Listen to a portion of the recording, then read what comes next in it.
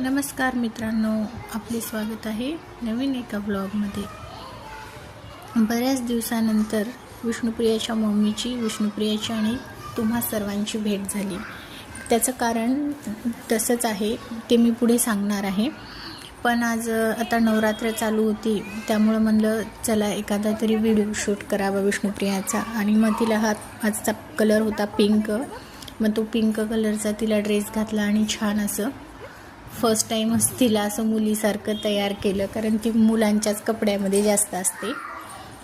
तिला तयार केलं आणि मग कुठंतरी जायचं, दांडिया खेळायला, देवी पाहायला। मग तिला आता अगोदर लहान होती तिनं, पण आता तिला कळायला लागले, त्यामुळे तिला देवी वगैरे दाखवण्यासाठी, दांडिया खेळण्यासाठी, जाण्यासाठी तिला छान तयार केलं। आमच्या घराच्या शिफ्टिंगचा थोडासा प्रॉब्लेम होता, त्यामुळं आम्हाला व्हिडिओ नाही बनवता आले। मग इथंच मोंढ्यामध्ये जुने बालाजी मंदिर आहे, त्या मंदिरामध्ये दर्शनासाठी गेलो।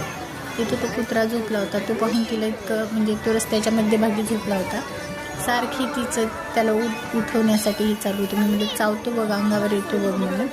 नंतर एका ब्लॉगमध्ये भेटूया, नंतर बाय।